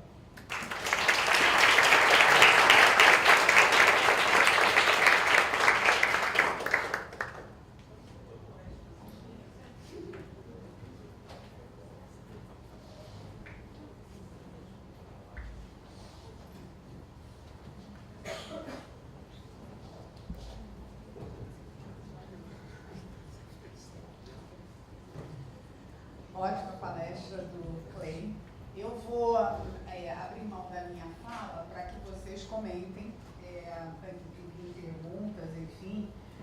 Mas eu tenho uma questão, eu queria fazer uma pergunta para o Silvio, especificamente. A gente está falando, e realmente, minha captura, a gente já tinha comentado, Sanditinha e eu também. Todos nós já comentamos quanto é uma questão de resistência, mas quanto isso pode ser uma questão de ativo absolutamente importante, o ativo simbólico. E como esse ativo simbólico, pode se transformar numa moeda financeira importante também, para a componente da própria cidade, da própria do turismo, da própria educação, enfim. Eu me lembrei de uma questão aqui, isso é um dado que eu queria trazer para hoje, mas eu não consegui achar, para fazer um comparativo. Eu estava num mini curso que eu fiz na Fundação, na Fiocruz, sobre patrimônio cultural nas férias. E aí um dos professores ligados exatamente ao patrimônio cultural, ele falou que esse número ficou na minha mente, que Portugal investe 0,05 em patrimônio cultural e memória. E aí ele fez uma pergunta assim, no Brasil, quanto será que se investe? Aí todo mundo ficou parado, porque lá eu era a única de comunicação, tinha museólogos, antropólogos, a única de comunicação estava ali, né? E aí eu mesmo falei assim, eu acho que a gente não tem essa resposta, mas eu arrisco dizer que talvez nem isso, 0,05. É investir em patrimônio, em memória. Isso é uma coisa para a gente pensar também, né? Porque o que a gente não consegue ver, a gente também não considera importante, né? O que a gente não consegue ver, a gente não defende. O que a gente não consegue ver, a gente não se sente representado. E é muito difícil, e eu só vejo uma forma de se fazer isso, que é pelo viés da comunicação, do jornalismo, das relações públicas, do cinema, da publicidade, então, do turismo, sim, exatamente. E assim, a comunicação tem que ser uma ferramenta importante para isso, para dar visibilidade, porque veja bem, alguns espaços têm visibilidade, a gente não precisa fazer nada. Museu da Manhã tem visibilidade, não precisa fazer nada. Eu fiz a tese sobre Porto Maravilha, sobre a ótica da construção do branding de lugar, o imaginário em torno do branding de lugar. E aí, uma das questões que eu levantei não era o ponto, isso é artigo, eu estou elaborando um artigo para apresentar semana que vem. O Museu da Manhã teve, no dia do lançamento oficial para o público, quase 10 minutos de mídia na Globo. Não precisa fazer esforço nenhum, você ser assessor, né? E aí eu já levo a pergunta, vou já encaminhar para a pergunta possível. Assessor, né? Fácil, não precisa nem... Primeiro que você já tem a mídia, então você não precisa nem... Teoricamente, você não precisa nem do assessor. E quando você tenta assim, quanto deve ser difícil para uma instituição periférica, porque a outra é central, né? O Museu da Manhã é central. Centralíssimo. Duplo sentido mesmo, está no centro, é central. Muito. Centro metrópolis. O quanto deve ser difícil para uma instituição cultural periférica conseguir espaço de mídia. Tá, tudo bem, vocês vão dizer que é mídia digital. Tá, gente, mas tem algoritmo, tem Cambridge Analytics, isso tem uma série de questões. Então, a minha pergunta vai para o Silvio, porque você cobriu cultura. Né? E aí eu queria te provocar mesmo, assim, quanto de espaço, você falou, quantos anos cobrindo cultura? Eu sei que você falou cultura, esporte, mas o quanto era em termos de trabalho de assessoria de comunicação, né? Pensando no trabalho de assessoria de comunicação desses representantes periféricos, representantes centrais, o que tinha, se você pudesse fazer um comparativo, de espaço do central em comparação com o espaço do periférico. Interessante essa sua pergunta, porque é uma distorção. Sempre foi, pelo menos do meu modo de ver, o espaço periférico muito reduzido, um direcionamento para o espaço central. Como é que isso se traduzia? O espaço maior para os eventos realizados em casas de cultura da Zona Sul ou centrais, né? Dependendo também de quem eram os protagonistas ali, né? Claro que um apelo maior sempre para a personalidade, para o personagem mais conhecido, né? Isso acontece até hoje, entendeu? Então, pelo menos nos grandes jornais, inclusive quando você fala também de livros, é muito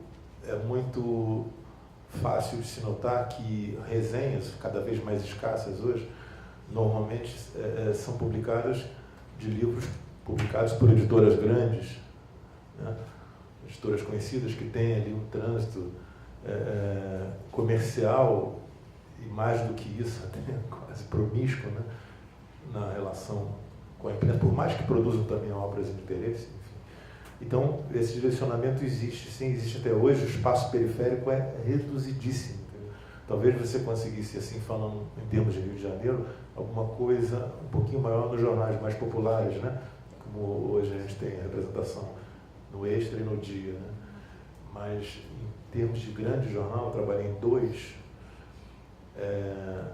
o direcionamento existe e é quase que tácito. Entendeu? É meio que no automático. Entendeu? Você vai e cria uma desproporção mesmo. Obrigada. Pergunta, gente? Vou deixar vocês. Andrei.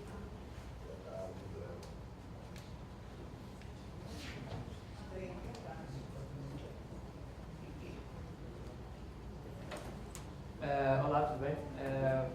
Eu li recentemente, se não me engano foi na revista Isto É, que o Museu de Arte Moderna em Nova York, ele recebeu, no período equivalente, mais doação de brasileiros do que o Museu Nacional.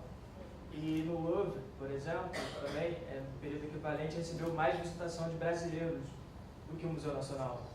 Eu queria saber, dos dois convidados principalmente, como que a gente pode enxergar isso de uma perspectiva socioeconômica.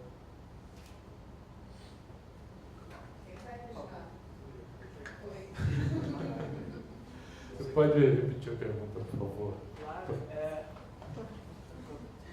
Eu li que O MoMA, você está falando do MoMA? Do MoMA e do Louvre. Sim. Que o MoMA ele recebeu doações de brasileiros, um volume maior do que o Museu Nacional, e o Louvre recebeu visitação, um número maior, um período equivalente do que o Museu Nacional, por exemplo. Sim. Eu queria entender como observar isso de um viés econômico e social brasileiro. Então, o primeiro fato que a gente tem que ver é o simbólico, né? Que é um pouco mais teórico, mas é simbólico. Nova York e Paris são duas cidades globais, não que o Rio não seja uma cidade global. Como o Sadi disse, o Rio é praticamente a capital cultural da América Latina. Mas Paris e Nova York são cidades que são tidas como culturas centrais mesmo, são fontes de cultura. Então já é o primeiro ponto que a gente pode analisar. O segundo é que, e aí talvez quem de Direito e Economia poderia esclarecer com mais detalhe, mas pelo que eu li, eu vi essa reportagem também, tanto na França quanto nos Estados Unidos, o modelo de gestão dos museus, eles são um modelo de gestão misto. Então e praticamente privado. Então as pessoas fazem doações porque elas preferem para não pagar mais imposto. No Brasil, eu não sei como é que está isso, mas teria também uma forma de solucionar o nosso problema de investimento em museus. Porque depender só do repasse público não quer dizer que o repasse público tenha que ser menos importante, muito pelo contrário, é uma forma da gente direcionar diretamente o nosso dinheiro, ao invés de a gente pagar não sei quanto de imposto, mas R$1.000 de imposto por mês, a gente poderia doar esses R$1.000 diretamente para os museus, e a gente saberia exatamente para onde ele está indo. É o que acontece basicamente nos Estados Unidos. Se isso é viável no Brasil, é muito difícil. É o que eu estava conversando ontem com um ex-diretor meu, com uma empresa francesa, que ele estava falando, não, porque nas próximas eleições o Amoedo ganha. Ele é francês, tá? E a França é muito esquerda, mas ele é... Mas... O país do outro é a direita. E aí eu virei para ele e falei assim, mas ele tem um viés econômico, ideológico econômico, extremamente liberal. E ele, não, mas é bom e tal. Eu falei, mas na América Latina não tem um exemplo de onde a economia liberal teve sucesso. Por que não teve sucesso? Aí a gente volta no lado simbólico dos museus. Porque não adianta a gente valorizar a forma que o outro vê o seu país. A gente não adianta de ficar importando do Japão, da China, não importa de onde venha, uma forma de achar aqui está a solução, a gente não vai pensar numa solução local. A França chegou hoje e passou a ser um centro de cultura durante um século e meio, até hoje, mas perdeu muito dessa importância para os Estados Unidos, mas ela ganhou essa importância porque pós-Revolução Francesa, e há alguns historiadores que dizem que a Revolução Francesa só acabou agora 200 anos depois, ela o tempo todo pensou em como gerir a sua organização pública. E está pensando até hoje. Teve erros, teve acertos, enfim. Enquanto nós, brasileiros, continuarmos pensando, nossa, nos Estados Unidos funciona essa forma de gerir o museu, ou na França funciona dessa forma, e a gente vai implementar aqui e acha que vai dar certo, e vai ser a solução de tudo, não vai ser. Isso pode ser uma fonte de inspiração para a gente pensar. Entende? Eu não sei se eu consegui, eu não tenho essas informações de nível econômico e de direito, mas eu acho que a gente tem que pensar muito nessa perspectiva. Só para acrescentar um pouquinho o que o Clay falou, que é interessante, Andrei, que a questão primeiro da questão das políticas públicas. E isso que o Clay falou é realmente, nós não temos essas políticas adequadas, ou inadequadas também não temos. Então, falar que é adequada, não também não é adequada é outro. Mas é interessante, porque aí tem os dois fatores. Tem um que é o complexo de vira-lata, né, do Nelson Rodrigues, que no campo da metrópole, a periferia. Segundo, que a burocracia e a falta de políticas públicas é tão grande que, só para você ter ideia, o Museu do Folclore, no curso de fotografia de outra instituição que eu coordenava, a gente propôs para fazer a catalogação das peças lá, porque hoje chega um colégio lá com crianças e não tem um folder catalogado com as imagens. A professora tem que ficar falando dentro do museu. E se tem visitante, incomoda. Não tem nada que possa ser mais contundente para oferecer para os estudantes que frequentam lá, que já são poucos, as escolas. Então, a burocracia O museu, até hoje, isso faz 5 anos, mudou de direção, passou de governo, e não aconteceu. Entendeu?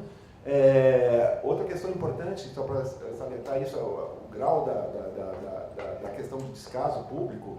Eu fui consultor no Ministério da Cultura no governo retrasado, quando o Gilberto Gil era ministro. Inclusive, a minha coordenação foi responsável pela criação dos pontos de cultura. Foi a primeira vez que um governo olhou para os setores periféricos para poder colocar e valorizar a cultura periférica no sentido de investimento público e não de assistencialismo, mas sim de mostrar e registrar aqueles valores no campo da memória. Né? Então, quando estava lá, a primeira coisa que eu perguntei, quando nós perguntamos, antes de fazer qualquer projeto, o Ministério da Cultura sabe os equipamentos públicos que ele tem do Iapoque ao Chuí? Não sabe. Segundo, está catalogado? Não está. Terceiro, qual é o estado desses espaços culturais? Ninguém sabe. Até hoje não tem. Entendeu? Então, quer dizer, nesse período do Gil se avançou muito e se divulgou muito pouco. Não pela questão de ser o Gil ministro, mas por ter liberdade, além de políticos, para poder se construir. Por exemplo, só para ter uma ideia, foi no Gilberto Gil que se cadastrou os terreiros de candomblé do estado do Rio de Janeiro. E eu, o meu núcleo, tem esse mérito de várias pessoas, que a gente fez essa questão de colocar uma certa de inclusão de pessoas que pudessem fazer isso. Mas foi... eu quero dizer tudo isso para mostrar que isso é conta-gota. E quando você se fala de construção de políticas, essa questão mista para os governos, e a Marta também quer falar, e aí eu vou concluindo, eles falam, mas tem a corrupção. Eu falei, mas se tiver doping no futebol, você acaba com o futebol ou você acaba com o doping? Então, eu saí do Ministério de consultor por causa disso, falei, porque tudo era questão do clichê que está em evidência, que é a corrupção. Então, não se faz mais nada, entendeu? E a gente aprende isso com o futebol, porque quando tem doping, a gente acaba com o doping, não com o futebol, não é verdade? Então, essa é essa a realidade da nossa aqui. Só voltando no assunto dos museus, né? Os turistas não vão aos museus no Rio de Janeiro, Brasil, exceto o Museu do Amanhã, que realmente é um atrativo por todo o contexto ali, né? E os museus não estão preparados para receber turistas, de jeito nenhum. Não tem serviço, não tem tradução, não tem site, não tem folheto. Parece que eles não querem receber visitação, não estão preparados. Mal e porcamente, os museus, pelo que eu percebo, não tenho número, eles vivem à base de visitas de colégios. E para receber visitas de colégios, eles têm que ser mais atrativos. Vocês veem que os museus novos, né, Museu da Palavra, Museu do Futebol, eles estão mais interativos, né? Essa deve ser uma tendência, infelizmente. E os museus tradicionais, né, eles dependem muito de ter uma exposição, quase sempre com nomes estrangeiros, infelizmente. Os artistas brasileiros não são tão valorizados. Quer dizer, a gente tem um caminho muito longo aí. Muito longo. Só o Silvio vai falar, mas só para lembrar que, quando você falou na questão da economia, que a maior economia da cidade do Rio de Janeiro é o quê? A cultura, o turismo. Só o turismo do estado é o petróleo. Só fazer um complemento ao que o Clay falou, Márcia, e o Sadi.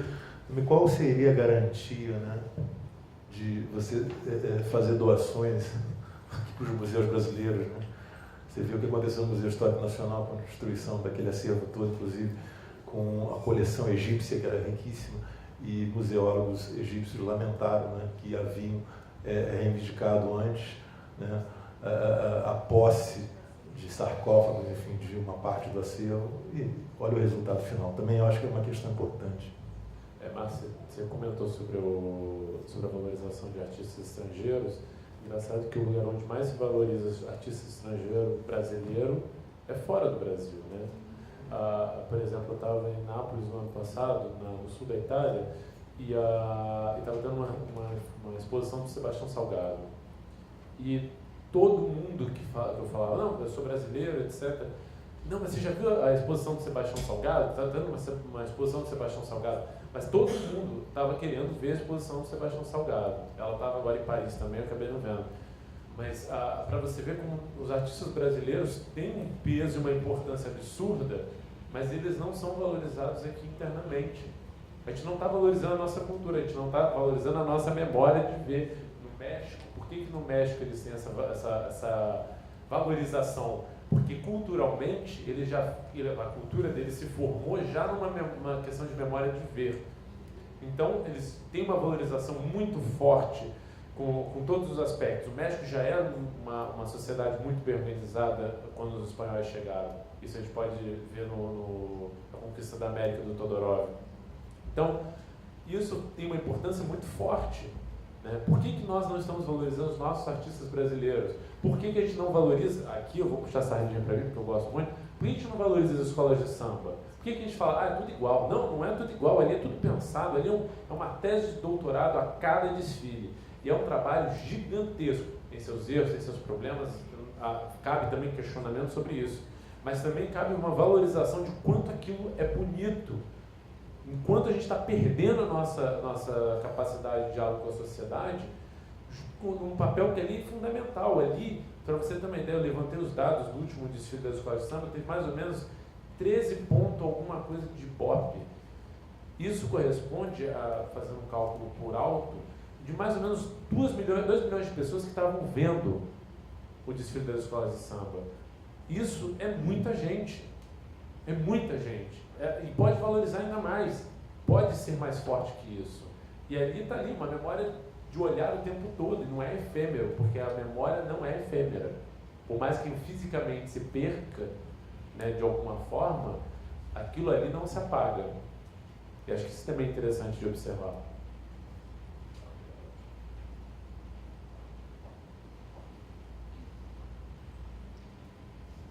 Prazer, Silvio.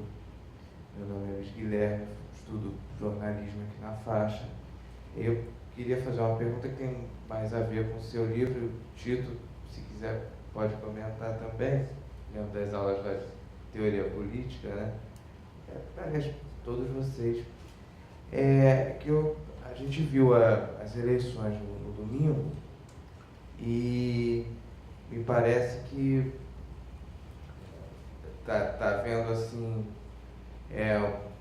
outro posicionamento do brasileiro, né? O crescimento aí da bancada evangélica, mas ao mesmo tempo você vê que os filhos dos chamados tubarões não foram reeleitos. Isso eu achei maravilhoso. E ao mesmo tempo a gente vê também o crescimento da direita. Queria saber o que vocês pensam, o que vocês acham que o brasileiro está tentando buscar, de um modo geral, ao mesmo tempo que a gente vê o Bolsonaro, mas vê as pessoas renegando os filhos dos tubarões, tá muito misturado, né? Queria saber o que vocês acham sobre isso. Bom, eu vou contar para vocês aqui. Domingo eu tive um almoço de família. E evidentemente que... imagina qual foi o tema, né? Quer dizer, claro. Então quase que... Família é composta pelas pessoas que são do mesmo sangue ou amigos? Porque ultimamente eu estou considerando mais família. Pois é família sanguínea. E aí foi uma coisa assim, tensa, entendeu? E em dado momento, quer dizer, aí teve a anfitriã, que era minha prima, dado momento proibiu o assunto, mas é impossível, né? E aí, eu estou contando isso para ilustrar, né? Um primo disse que, um primo que votou no cara que ganhou em primeiro lugar no primeiro turno, ele disse que votou nele porque estava buscando um novo, não um partido, buscando um novo, uma novidade. Aí eu fiquei assim, atônito, eu falei, mas não dá nem para discutir. Aí entra a questão da memória. Memória política, memória cultural, memória social. Basta, não precisa ter uma visão mais ampla, mas basta prestar atenção naquilo que propaga, né, a não diversidade, o excludente, né, a segregação. Isso tudo é coisa de 50 anos atrás, né?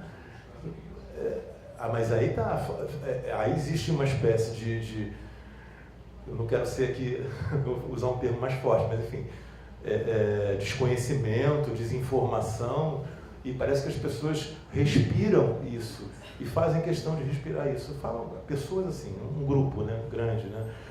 Eu não estou aqui contestando o voto em A ou em B, o voto consciente. Por mais que eu possa ter opiniões divergentes, a democracia ela implica em aceitação, né? Por mais paradoxal que seja, você defender, ser tolerante com a intolerância, entendeu? De todo modo, a questão do pensar, né? Quer dizer, é importante a sua pergunta, né? Pensar. Por que as pessoas se negam a pensar? Se negam a buscar uma memória, né? Para ver que o novo, no que se apresenta, não existe, né? Quer dizer, aquela fala ali, naquele almoço de família, quer dizer, me deixou com essa reflexão, até comentei isso com o Sadio. Enfim, eu acho que deu para responder de uma forma direta, sem falar o nome de A ou B, principalmente o de A, né?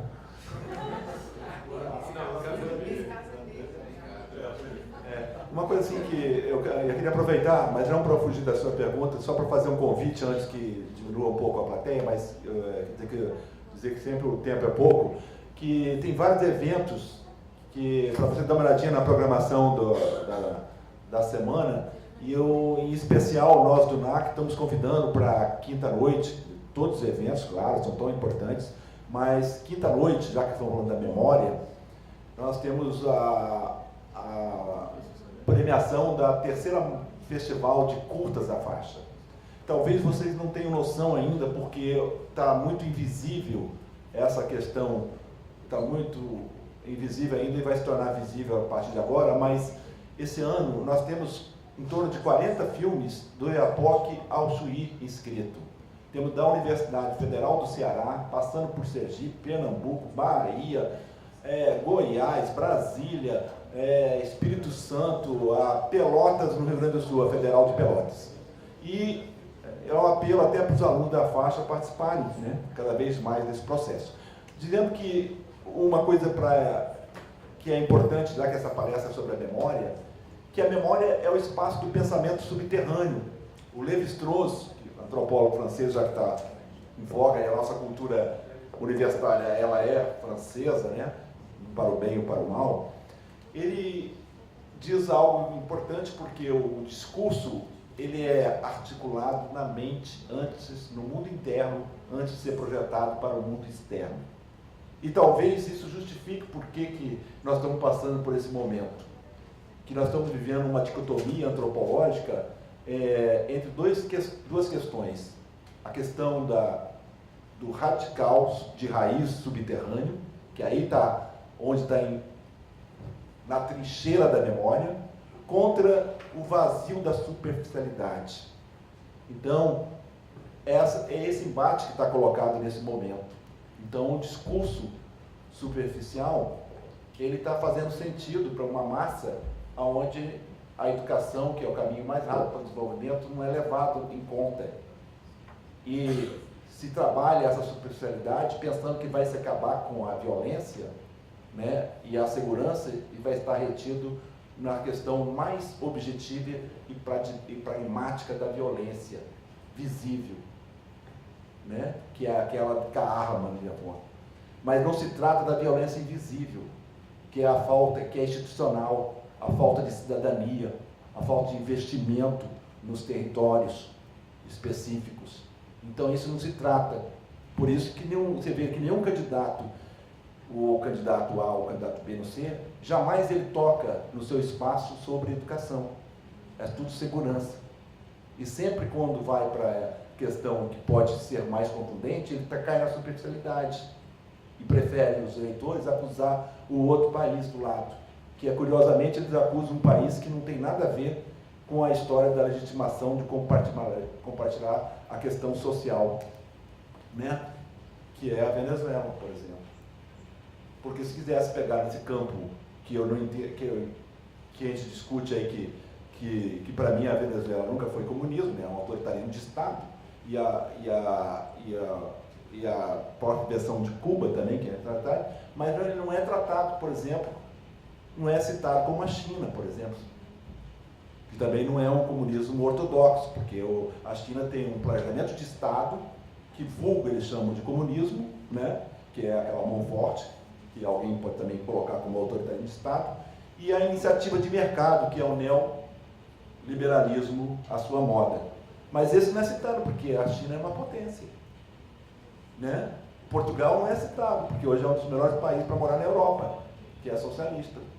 Entendeu? Então eu não estou querendo fazer discurso que o socialismo é melhor que o capitalismo e vice-versa. Até porque a China já sentiu isso, já está vendo. Cuba, nós tivemos lá com a massa, já viu. Eu fiquei no hotel que é Meliá, espanhol, por exemplo. Já viu que não pode ficar naquele, até por várias questões de lado. Então, quer dizer, no que a gente não quer discutir, que eu acho que essa polarização não interessa uma construção de uma sociedade. É isso que eu quero falar. Que até nisso fica nessa superficialidade, né, da discussão, e não se aprofunda. Então, eu acho que o campo da memória, e aí sim é importante, eu acho que é recorrer a registros, porque você, antes de colocar o seu discurso na sociedade, pensa se esse discurso você elaborou, se você pensou, se você discutiu, se você pesquisou, se ele é profundo e se ele está estruturado, principalmente na sua mente. Porque mesmo que alguém pense que tem que rever e avançar no estruturalismo, eu acho que não dá para negar ele como questão de sistematizar algo mais contundente para a sociedade. Eu acho que na faixa nós temos isso muito forte, e isso é o nosso grande marketing, que nós chamamos de tradição, porque tem tradição que nós temos que romper, essas tradições que estão colocadas aí, né, do assistencialismo e tudo mais, mas tem algumas tradições que nós temos que manter, e essa tradição, né, do pensar, eu acho que essa é a nossa tradição, é o nosso caminho, pensar para o mercado e pensar para transformar o mercado, porque se a gente quis pensar somente para o mercado, a minha pergunta, é esse mercado que nós queremos? É isso que está aí? Essa barbárie? Não, eu penso que não deve ser. Inclusive, quando surgiu a universidade, eu sei que eu falo muito, mas ele era mais... quando surgiu a universidade, que não foi muito pródiga para a vida acadêmica, se diga de passagem, porque só existiam as faculdades, e isso é legal, Márcia, para nós que somos faculdade até hoje, temos esse ponto positivo nesse campo, porque a universidade só surgiu no Brasil, no primeiro momento, não foi pródigo para a vida acadêmica, foi para dar título a rei. O rei da Suécia veio passear aqui no Rio de Janeiro, nós não temos universidade, né? Da Bélgica, aí está o historiador melhor me corrigindo, que é melhor. Mas enfim, o rei, então, para não depender do território. Ele vem, né, ao Brasil, e só a universidade pode dar título de doutor honoris causa. Como não temos, a gente cria, e aqui na URCA foi criado, né? Agora, se não foi muito próximo para a vida acadêmica, ele foi super interessante a questão do território e local, porque ali era uma casa dos desviados da sociedade, vulgo hospício hoje, né? Onde teve internado o primeiro grande, na minha opinião, jornalista brasileiro, já que não existia faculdade. E foi internado porque era negro, eles chamavam de mulato, tinha uma visão social, no sentido etimológico da palavra, de compartilhar, né, o material e o material, e queria que se falasse Tupi-Guarani aqui. Esse cara só podia ser louco, né, mesmo, tinha que ser internado, chamado Lima Barreto. E ali ele escreveu Cemitério de Vivos, porque na frente era a Praia da Saudade, onde foi privatizada, hoje é o Yacht Club, e mais à frente é o Cemitério do Sossego, por isso uma das grandes obras.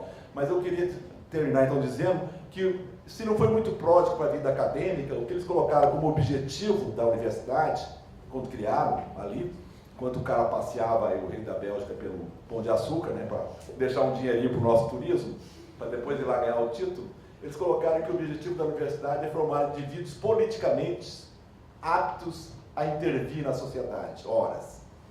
Então, até nisso, eu acho que a gente tem que pensar esse mercado que está aí, porque é para intervir e não para se moldar a esse mercado. Obrigado.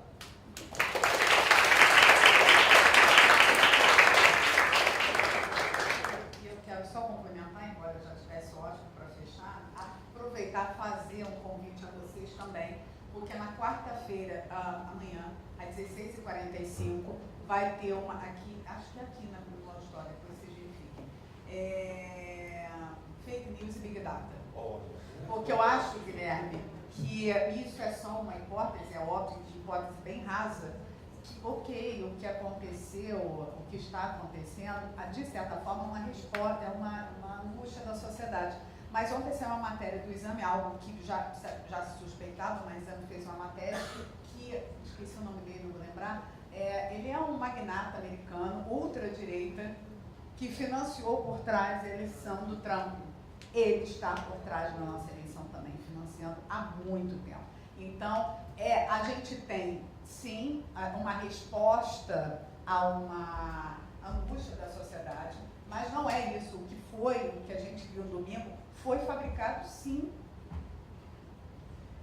Não digo que não tinha uma lenha para queimar, não estou dizendo isso não, né? Mas a partir do momento que você tem um magnata ultra-direita intervir na eleição, acabou elegendo Trump contra todas as perspectivas, porque se acreditava que depois do governo do Obama, que foi um excelente governo, o último estadista americano, sabe, sei lá se os Estados Unidos vai ter um outro estadista, né, ele está envolvido diretamente no nosso processo eleitoral. Então, a gente também, eu acho que o conceito e a comunicação hoje, não só do lado do jornalismo, não da publicidade, das relações públicas, a gente tem que ficar muito atento aos fake, como a gente reagir a isso, sempre tem reação, porque é uma coisa muito viral, é uma coisa robô, é uma coisa algoritmo, a gente não tem como isso, mas a gente tem que entender como funciona, entendeu?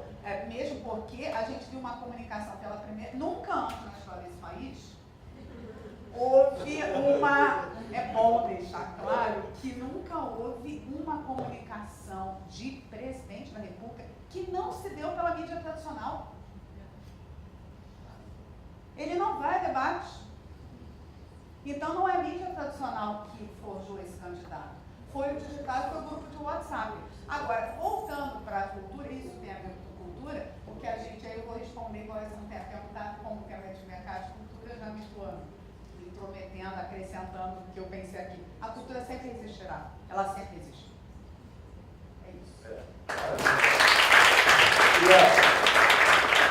Assim que a gente começou, eu queria convidar a professora Márcia Alonso. Vem cá, Márcia, para falar. Gabriel também tem atividades importantes aqui, está aí presente, pode fazer seu comercial também, mas eu diria para todos vocês, dá uma olhadinha em todos os eventos, porque todos são importantes e nunca antes da história da faixa aconteceu uma semana como essa. Não é verdade? Olha lá, e eu esqueci de falar que quinta-feira à noite estão aqui sendo homenageado da terceiro Festival de Curtas, o maior documentarista vivo, chamado Silvio Tendler, maravilhoso, com um trabalho bem interessante. Também um dos maiores atores glauberianos da nossa vida, chamado Otton Bastos. E os nossos professores, os nossos convidados são ex-alunos. Então essa mesa é 100% faixa, mesmo que uns não queiram. Estou brincando. Naquela máxima do Guilherme Arantes, né? Mesmo que uns não queiram, que é até uma música famosa, uma letra, né? Para terminar com mais poético aí. Mas olha só, peço desculpa aos nossos convidados, a gente gosta de falar muito, mas aqui na faixa, nossa aldeia está no mesmo patamar de igualdade que quem vem para cá. E ali, eu diria, até estamos mais à frente, porque hoje nós 100% da mesa tem origem aqui na faixa, né? Então, obrigado a vocês que estão aí, assinaram a lista, os meus alunos que quiserem dar uma olhadinha na prova, que não tiveram tempo, pode vir aqui, mas isso é menos importante. Se apresenta, agora.